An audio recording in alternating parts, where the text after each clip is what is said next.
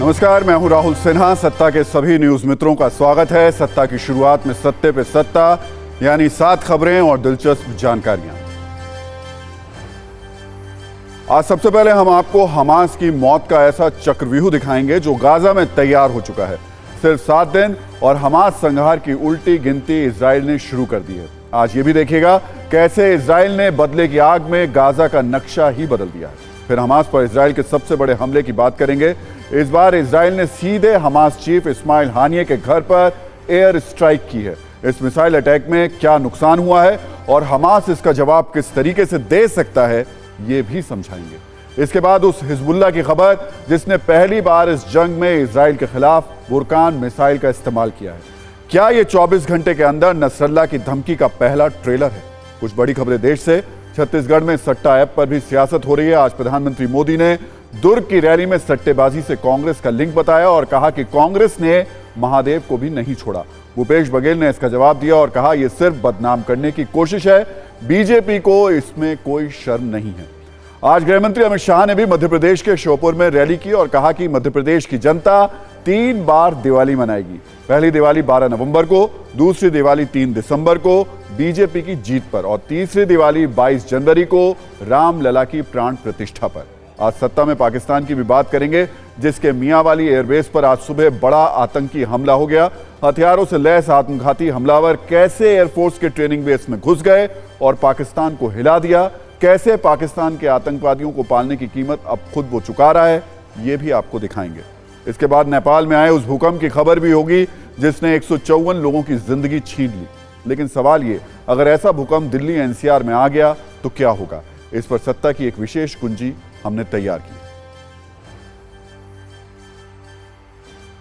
तो चलिए सत्ता की शुरुआत करते हैं और सबसे पहले हमास पर इजराइल के इंतकाम की ऐसी अग्निवर्षा दिखाते हैं जो बहुत जल्द हमास को भस्म करने वाली है।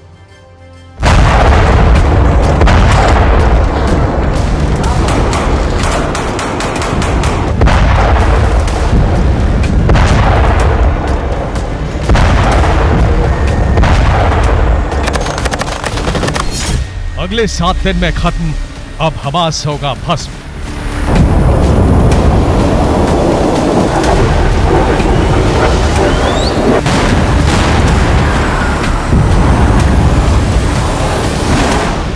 गाजा में हमास की मौत का चक्रव्यूह बन गया।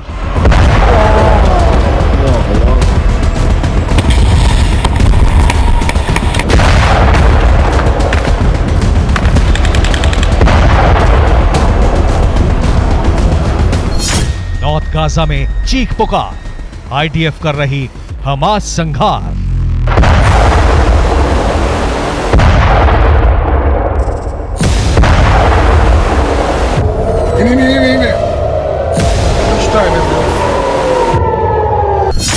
हमास की सुरंग के दरवाजे पर आईडीएफ के मृत्युदाता।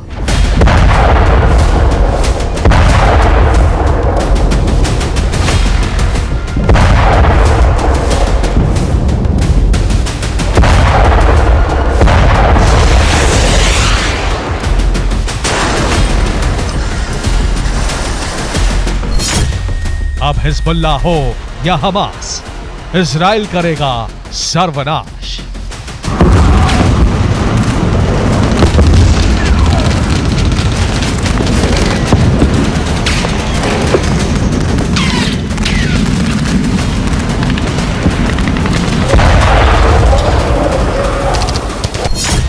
उत्तरी गाजा के चप्पे चप्पे पर मौत की ठक ठक।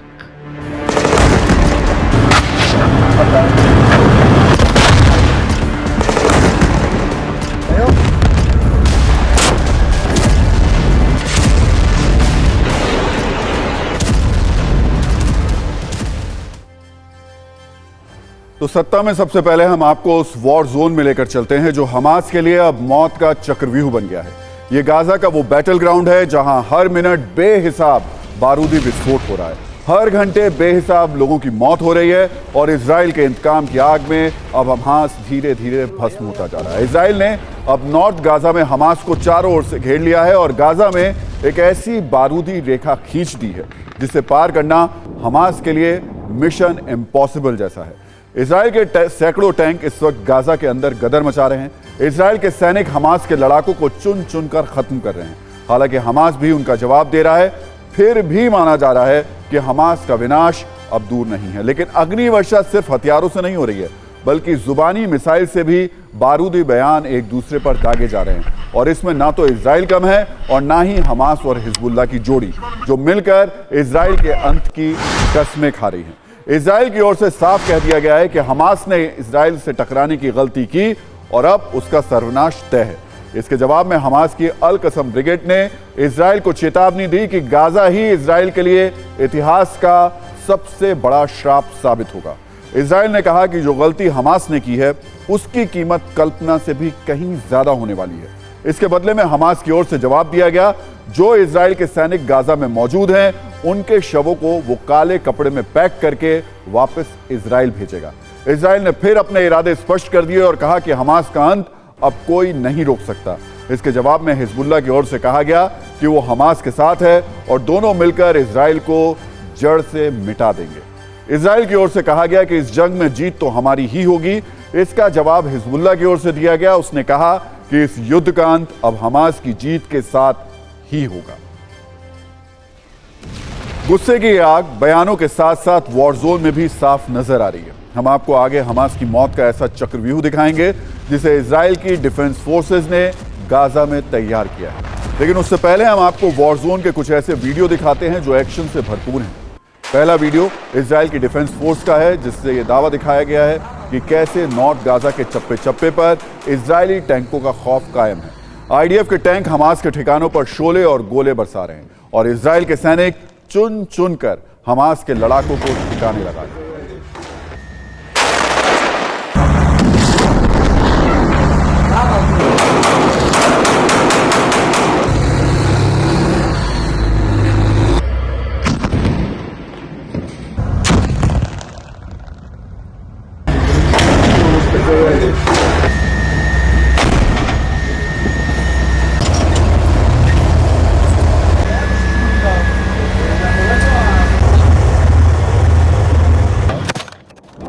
इजराइल के वीडियो का जवाब हमास ने भी वीडियो से ही दिया और उसने भी इजराइल पर रॉकेट वर्षा का एक वीडियो शूट किया।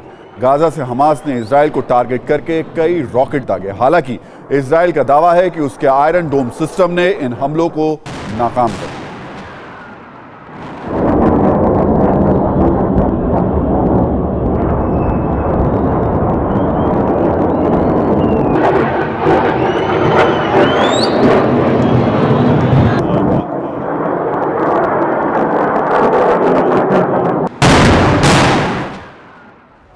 हमास ने इजराइल के शहरों के साथ साथ उसके पोर्ट्स को भी टारगेट किया है। हमास की ओर से इजराइल के हाइफा पोर्ट पर भी हमला किया गया और उसका जब एक रॉकेट समंदर में जाकर गिरा तो ये बारूदी उफान समंदर के अंदर भी उठता हुआ दिखाई दिया।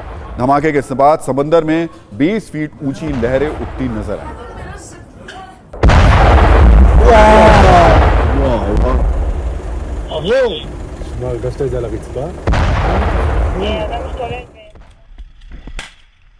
जैसा हमने आपको पहले भी बताया कि गाजा में इजराइल के लिए अगर कोई सबसे बड़ा सिरदर्द है तो वो है हमास की सुरंगें, और इसका सबूत हमास की ओर से जारी किया गया है। इस वीडियो में गाजा में मौजूद अपनी सुरंगों से निकलकर हमास के लड़ाके इजरायली टैंक को तबाह करते नजर आ रहे हैं।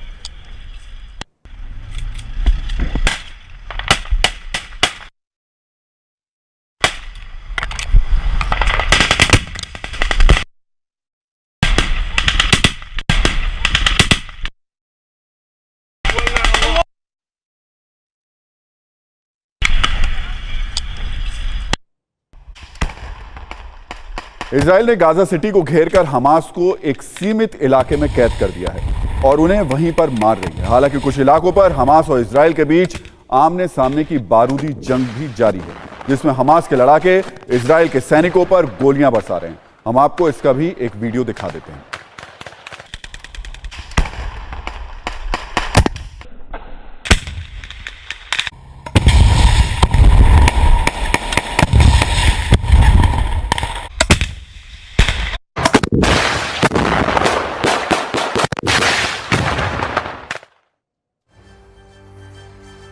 तो इजराइल हमास को सिर्फ मार रहा है और गिन नहीं रहा है कितना बारूद वो उस पर बरसा चुका है और कितने बम, गोले, मिसाइल और मारने हैं। लेकिन आज इजराइल ने गाजा में जो किया है वो हमास पर उसका अब तक का सबसे बड़ा अटैक है, क्योंकि इस बार उसने सीधे हमास के आका इस्माइल हानिये के घर को टारगेट किया है और उसे एक झटके में पाउडर में तब्दील कर दिया है।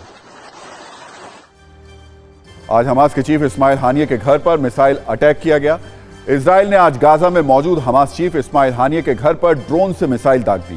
बताया जाता है कि जिस घर पर इजराइल की मिसाइल गिरी उसमें इस्माइल हानिये का परिवार रहता है, लेकिन जिस वक्त यह हमला हुआ उस वक्त घर में कोई मौजूद नहीं था।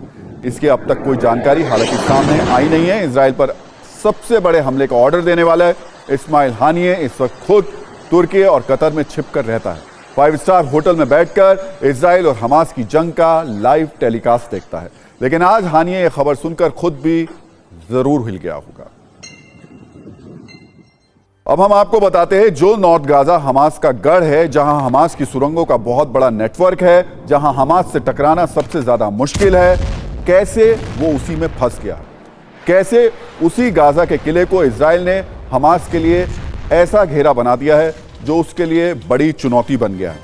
और अब तक की जो लड़ाई आप देख रहे हैं उसमें हमास का जो अपर हैंड रहा है, हमास जो लगातार गाजा के अंदर इजराइल के सैनिकों को चुनौती दे रहा है, उसकी एक बहुत बड़ी वजह वो सुरंगें ही हैं, जिन सुरंगों के जरिए वो लगातार इजराइल के सैनिकों को अंदर घुसने में एक खौफ पैदा कर रहा है। लेकिन इजराइल ने गाजा सिटी को अब चारों तरफ से घेर लिया है, यानी गाजा की जमीन हो, इजराइल का बॉर्डर हो या फिर समंदर का रास्ता, हमास गाजा में अब इजराइल के चक्रव्यूह में फंस चुका है और अब किसी भी वक्त बहुत बड़ा और फाइनल हमला इजराइल की ओर से किया जा सकता है। इसके लिए आईडीएफ ने पूरे नॉर्थ गाजा की घेराबंदी कर दी है।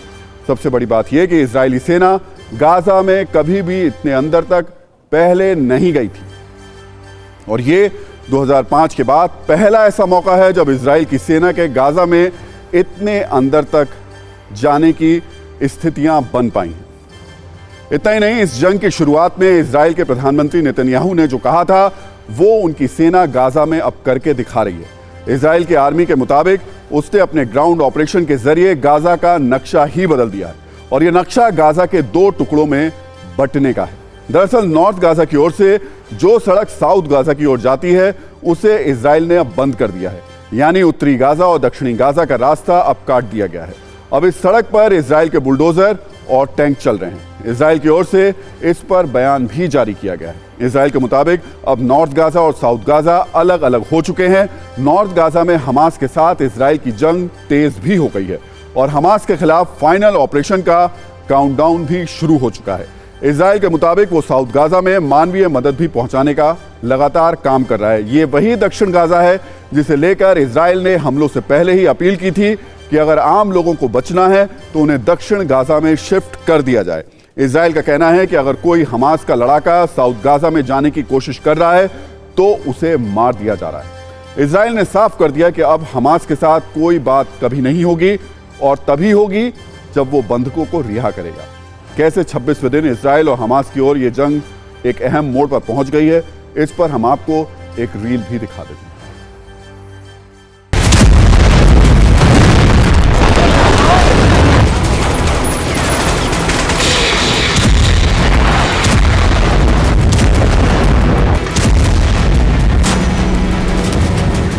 הם פועלים בשטח בשילוב זרועות תוך המשך הכתישה האווירית חסרת התקדים של חיל האוויר נגד חמאס דאעש. ביחס לצפון, אני חוזר ואומר לאויבינו, אל תטעו בנו.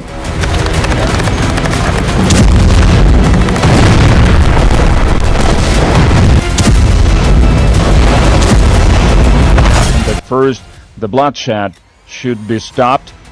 The ceasefire should be established, the humanitarian matters should be resolved, and then, without any postponement, any delays, with the efforts of the entire international community, direct negotiations between Israel and Palestinians should be resumed.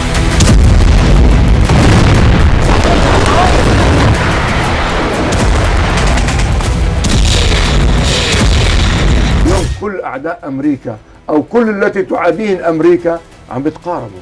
يعني اليوم الروس بيتواصلوا معنا كل يوم، الصينيين بعثوا مبعوثين على الدوحة، الصين وروسيا التقوا بقيادة حماس، وراح وفد من حماس على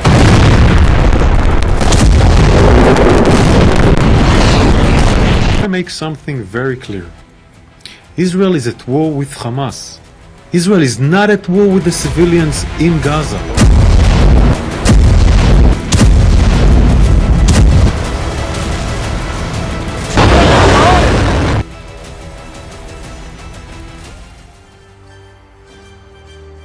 और तेल अवीव से मेरे सहयोगी मनीष झा इस वक्त मेरे साथ मौजूद हैं। मनीष, अभी की जो परिस्थितियां देखने को मिल रही हैं, गाजा में हमास को चारों तरफ से आईडीएफ घेर चुका है, क्या लग रहा है आपको, कितने दिन और? बिल्कुल, देखिए, एक हफ्ते की मोहलत दी गई है अमेरिका की तरफ से इजराइल को, जिसमें कि इजराइल को अपने एयर स्ट्राइक के जरिए हमास के उन तमाम एयर ठिकानों को ध्वस्त करना है। और वो इसलिए क्योंकि उसके बाद फिर ग्राउंड ऑपरेशन में जो मौजूद हजारों की संख्या में सैनिक है जिसने गाजा सिटी को घेर रखा है, बस उन्हें ही तब सुरंगों में अपने ऑपरेशन करने की इजाज़त दी जाएगी। अभी फ़िलहाल हो ये रहा है कि एयर स्ट्राइक की वजह से जो तमाम कैजुअल्टी हो रही है सिविलियन की, जिसको लेकर जो अंतर्राष्ट्रीय दबाव बना हुआ है, और इस वक्त जब अमेरिका के विदेश मंत्री जॉर्डन में रहकर अरब देशों के विदेश मंत्रियों के साथ बात कर रहे हैं, तो वैसी स्थिति में अब इजराइल के लिए सबसे बड़ी बात यह है कि अगले एक हफ्ता बेहद क्रूशियल साबित होने वाला है।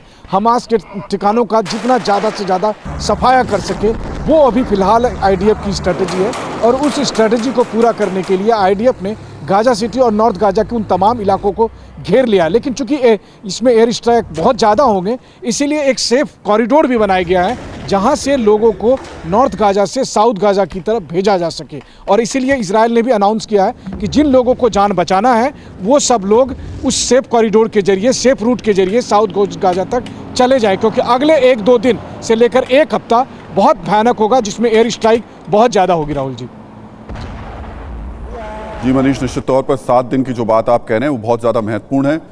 अपना ध्यान रखिए और हम लोग आपसे लगातार अपडेट लेते रहेंगे, क्योंकि अभी जो स्थितियां बन रही हैं उसमें हमास के लिए मुश्किलें ज़्यादा बढ़ती दिख रही हैं। एक तरफ इजराइल गाजा को धुआं कर रहा है, दूसरी तरफ कल Hezbollah chief Syed Hassan Nasrallah के भाषण के बाद लेबनान बॉर्डर पर हलचल तेज हो गई। आज पहली बार हिजबुल्लाह ने इजराइल पर बुरकान मिसाइल से हमला किया। इस युद्ध में अब तक बुरकान मिसाइल का इस्तेमाल नहीं हुआ था। हिजबुल्लाह ने हमला जलूल आलम में आईडीएफ के पोस्ट पर किया। अब तक के हमले में यह सबसे खतरनाक हमला कहा जा सकता है, क्योंकि अब तक इस युद्ध में बुरकान मिसाइल से हमला नहीं हुआ था। इस हमले में कितना नुकसान हुआ है, इसकी सटीक जानकारी अभी तक नहीं मिल पाई। आज के इस हमले से पहले कल नसरल्लाह ने अपने भाषण में इजराइल के खिलाफ सीधे युद्ध का ऐलान तो नहीं किया, लेकिन यह जरूर कहा कि हिजबुल्लाह सभी विकल्पों के लिए अब तैयार है। नसरल्लाह ने यह भी ऐलान किया कि लेबनान इजराइल सीमा पर जारी लड़ाई अब सीमित नहीं रहेगी, यानी युद्ध और भड़केगा, युद्ध के इलाके और ज्यादा फैलेंगे। इजराइल से युद्ध के लिए हिजबुल्लाह की क्या तैयारी है और वो क्या कर सकता है, इस पर हमने सत्ता की एक तुलनात्मक कुंजी तैयार की है। ये हम आपको दिखाएं और समझाएं। उससे पहले नसरल्लाह ने कल क्या बड़ी बातें कही और इसके मतलब क्या निकाले जा सकते हैं, ये हम आपको बता देते हैं। नसरल्लाह ने कहा कि 7 अक्टूबर का हमला फिलिस्तीनियों की योजना के मुताबिक किया गया, यानी हमास ने हमले से पहले हिजबुल्लाह को इसकी जानकारी दी थी। कल उसने ये भी कहा कि 7 अक्टूबर हमले के लिए सही समय था, यानी हमास के साथ साथ हिजबुल्लाह भी प्लानिंग में शामिल था। नसरल्लाह ने कल अपने भाषण में हमले का पूरा क्रेडिट फिलिस्तीन को दिया, यानी वो सीधे तौर पर ईरान को युद्ध से दूर रखने की कोशिश कर रहा है। कल यह भी कहा गया कि हमास के पास सिर्फ हमास हमला ही विकल्प है, यानी हिजबुल्लाह हमास को समर्थन जारी रखेगा, हथियार देता रहेगा। नसरल्लाह ने कल बड़े ही साफ शब्दों में यह भी ऐलान किया कि हमास की जीत के साथ ही जंग खत्म होगी। इसका मतलब यह हुआ कि हमास इजराइल के बीच युद्ध अभी और लंबा चलेगा। और आखिरी बड़ी बात कल यह थी कि हिजबुल्लाह हमेशा फिलिस्तीन को समर्थन देगा, मतलब हिजबुल्लाह गाजा युद्ध में हमास को समर्थन जारी रखेगा, उसकी मदद करता रहेगा। नसरल्लाह ने बड़ी बड़ी बातें तो कर दी, लेकिन क्या इजराइल चुप बैठेगा? क्या वो चुपचाप नसरल्लाह की धमकी को सुन रहा है? नहीं, ऐसा बिल्कुल भी नहीं है। हिजबुल्लाह की धमकियों पर इजराइल पहले दिन से ही कह रहा है कि वो 2006 वाली गलती नहीं दोहराएगा, यानी इजराइल की वॉर स्ट्रेटेजी में अभी हिजबुल्लाह को तरजीह नहीं दी जा रही है। हालांकि दोनों तरफ से छोटे मोटे हमले जारी हैं, जिसमें हिजबुल्लाह के 50 लड़ाकों समेत 70 लेबनानी मारे जा चुके हैं और इजराइल के भी 8 सैनिक समेत 9 लोगों की मौत हो चुकी है। लेकिन नसरल्लाह के बयान पर जितना हंगामा था, वो उतनी हिम्मत नहीं दिखा पाया। अब सवाल है कि नसरल्लाह इतनी बड़ी बड़ी बातें कर रहा है, लेकिन क्या उसमें इतनी ताकत है कि वो इजराइल के साथ सीधी लड़ाई लड़ पाए? तो इसका जवाब है बिल्कुल भी नहीं। लेकिन हमास और हिजबुल्लाह मिलकर लगातार हमले करें तो इजराइल को कुछ नुकसान जरूर हो सकता है। ऐसे में समझिए कि इजराइल के पास कुल 6.46 लाख यानी लगभग 6.5 लाख सैनिक हैं, जबकि हमास और हिजबुल्लाह के पास मिला करके 2.5 लाख लड़ाके हैं, यानी इजराइल से बहुत कम। इजराइल के पास लगभग 4.5 लाख की रिजर्व फोर्स है, जबकि हमास और हिजबुल्लाह के पास रिजर्व फोर्स है ही नहीं।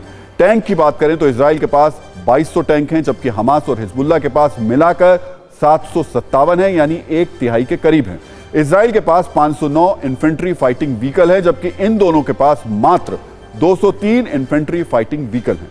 इजराइल के पास 526 लैंडमाइन रोधी टैंक्स हैं, हमास और हिजबुल्लाह के पास 201 हैं। स्वचालित तोपों की बात करें तो इजराइल के पास 650 हैं, हमास और हिजबुल्लाह के पास सिर्फ 135 हैं। इजराइल के पास 601 एयरक्राफ्ट हैं, हमास और हिजबुल्लाह के पास 85 एयरक्राफ्ट ही हैं। कॉम्बैट एयरक्राफ्ट की बात करें तो इजराइल के पास 320 हैं, जबकि हमास और हिजबुल्लाह के पास मात्र 9 कॉम्बैट एयरक्राफ्ट हैं। इजराइल के पास 241 लड़ाकू विमान हैं, इन दोनों के पास मिलाकर एक भी नहीं है। इजराइल के पास 135 हेलीकॉप्टर हैं, जबकि हमास और हिजबुल्लाह के पास 70 हैं। मानव रहित ड्रोन की बात करें तो इजराइल के पास 1000 से ज्यादा अनमैन्ड ड्रोन है, जबकि हमास और हिजबुल्लाह के पास सिर्फ 62 है। इजराइल की सेना के पास 45 टोही पोत हैं, जबकि इस्माइल हानिये और हसन नसरल्लाह के लड़ाकों के पास मात्र 22 हैं। यानी ताकत के मामले में हमास और हिजबुल्लाह दोनों मिलकर भी इजराइल के सामने कहीं नहीं ठहरते हैं। वैसे हमास और हिजबुल्लाह दोनों को ईरान का समर्थन हासिल है, लेकिन इजराइल के पीछे भी अमेरिका है, यानी ये सब मिलकर भी इजराइल को मिटाने की स्थिति में नहीं है। लेकिन कुछ चोट जरूर पहुंचा सकते हैं, धमकियां जरूर दे सकते हैं, कुछ दिनों तक युद्ध जरूर लड़ सकते हैं। और अब सत्ता में उस अमेरिका की बात करते हैं जो इजराइल का साथ देते देते खुद इस जंग में उलझ गया है। जिस इजराइल को वो गाजा पर हमले के लिए कवर फायर दे रहा था, अब वही इजराइल अमेरिका की बातों को धुएं में उड़ा रहा है। अमेरिका इस वक्त बहुत दबाव में है और ये दबाव उन अरब देशों का है जिनके साथ अमेरिका के रिश्ते बेहतर हैं। अब वो अरब देश अमेरिका पर दबाव बना रहे हैं कि इजराइल अपने कदम इस जंग से वापस ले, लेकिन नेतन्याहू ने कसम खाई है कि जब तक हमास को तोड़ेंगे नहीं तब तक छोड़ेंगे नहीं। बड़ी खबर यह है कि अमेरिका के विदेश मंत्री एंटनी ब्लिंकन की जॉर्डन पहुंचने से पहले अरब देशों के साथ एक बहुत अहम मीटिंग हो रही है। इस मीटिंग में अरब देशों ने अमेरिका पर प्रेशर डाला है कि गाजा में तुरंत युद्ध विराम हो, इजराइल तुरंत गाजा में नागरिकों पर अपने हमले रोके, इजराइल और हमास की जंग में जो घायल हैं उन्हें फौरन इलाज मिले, किसी भी हाल में गाजा में मानवीय मदद को बिल्कुल भी ना रोका जाए और पूरे इलाके की सुरक्षा को तुरंत सुनिश्चित किया जाए। बाइडेन के लिए अब इस जंग में सबसे बड़ी चुनौती यह है कि खुद नेतन्याहू भी उनकी बातों को सुनने के लिए राजी नहीं है। अमेरिका कह रहा है कि इजराइल को गाजा में अस्पताल पर हमले से बचना चाहिए, लेकिन इजराइल की दलील है कि अस्पताल में हमास के लड़ाके छिपे हुए हैं, इसलिए हमले जरूरी हैं। अमेरिका कह रहा है कि नागरिकों को ध्यान में रखकर हमले करें, लेकिन इजराइल का कहना है कि नागरिकों के बीच हमास के लड़ाके छिपे हैं, इसलिए पहचानना मुश्किल है। अमेरिका की सलाह है कि गाजा में एयर स्ट्राइक में फिलहाल कमी लाई जाए, लेकिन इजराइल के बयानों के संकेत साफ हैं कि हमें सीख ना दें, हम जो कर रहे हैं सही कर रहे हैं। अमेरिका का कहना है कि राहत मदद तक अपना ऑपरेशन रोकें, लेकिन नेतन्याहू ने साफ कर दिया कि ऑपरेशन रोकने का सवाल ही नहीं उठता। तो एक तरफ इजराइल और हमास के बीच विध्वंसक युद्ध जारी है, तो दूसरी तरफ हमारे पड़ोस में पाकिस्तान को उसके पैदा किए हुए आतंकवादी ही अब निशाना बना रहे हैं। आतंकवादियों को अपना स्टेट पॉलिसी बनाने वाले पाकिस्तान के मियांवाली एयरबेस में शनिवार तड़के सुबह बड़ा आतंकवादी हमला हुआ। सुबह होने से पहले ही कई आतंकवादी मियांवाली एयरबेस में घुस गए और ताबड़तोड़ गोलियां बरसाने लगे। आतंकवादियों ने पाकिस्तानी वायुसेना के 3 लड़ाकू विमानों में आग लगा दी। आतंकवादियों और पाकिस्तानी आर्मी की तरफ से कई घंटे फायरिंग होती रही, जिसमें सभी आतंकवादी मारे गए।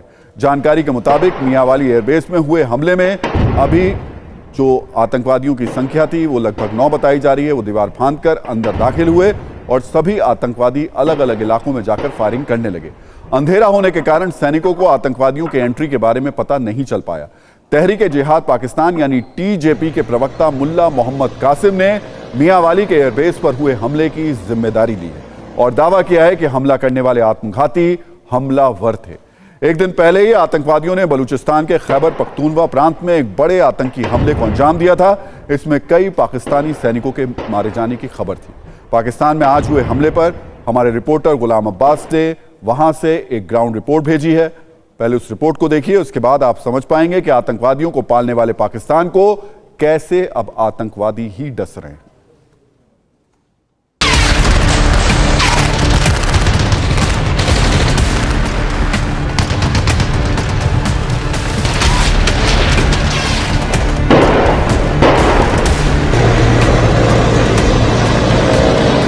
पंजाब के बॉर्डर डिस्ट्रिक्ट मियांवाली में एयर बेस पर होने वाले आतंकी हमले को पाकिस्तान की सिक्योरिटी फोर्सेस ने न सिर्फ नाकाम बनाया बल्कि 9 आतंकियों को मार भी गिराया।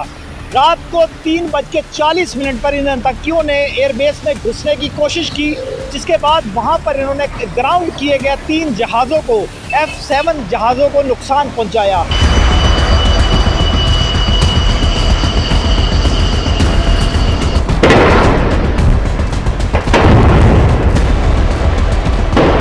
टेररिस्ट अटैक हुए, उसमें उनके सारे ताने बाने जो थे वो अफगान लोगों से मिलते थे। इस वजह से पाकिस्तान की हुकूमत का ये ख्याल था, और ये मेरी एक तरह से यूँ कह लें कि इनसाइड इन्फॉर्मेशन है कि पाकिस्तान ने ये फ़ैसला ही इसलिए किया था कि उसके नतीजे में अफ़गानिस्तान की हुकूमत हमारे साथ मुज़ाकरात करेगी और हमें एश्योरेंस देगी कि कोई दहशतगर्दाना हमले नहीं होंगे।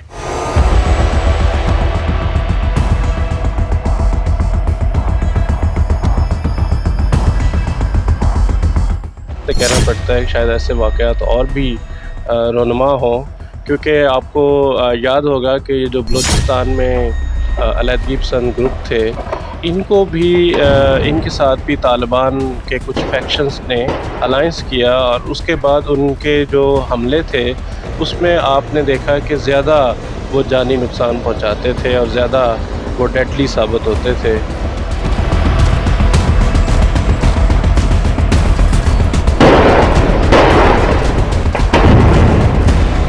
तहरीक तालिबान पाकिस्तान सबको मालूम है कि वो बैत करती है तहरीक तालिबान अफ़गानिस्तान के साथ, तो शायद ये मुनासिब उन्होंने समझा हो कि इस तरह से वो अपने आप को कवर अप करें और ये तहरीक जहाद पाकिस्तान का नया नाम इस्तेमाल कर लिया हो।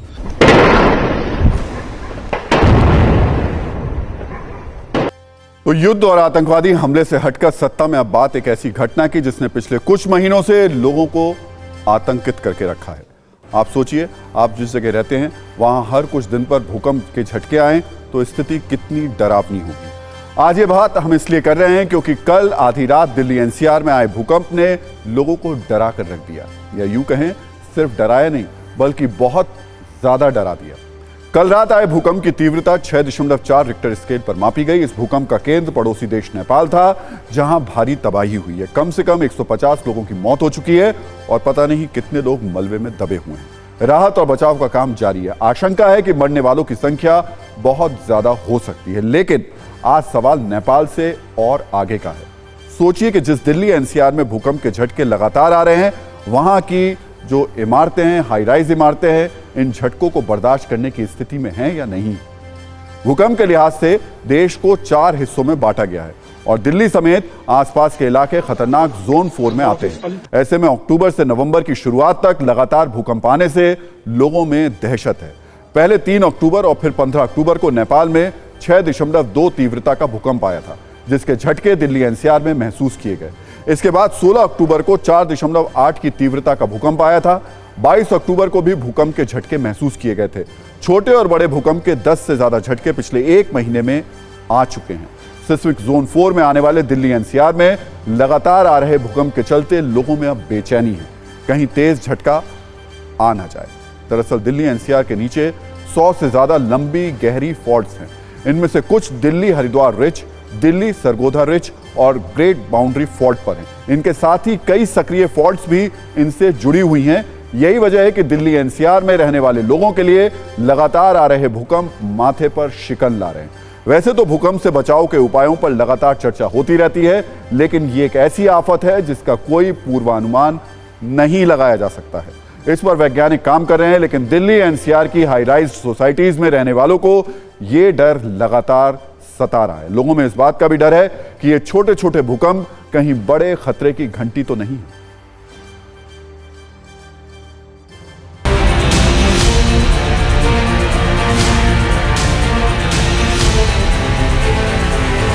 नेपाल में आए भूकंप के तेज झटकों ने 150 से ज्यादा लोगों की जान ले ली। 6.4 के भूकंप ने दिल्ली एनसीआर में रहने वाले लोगों के मन में खौफ पैदा कर दिया।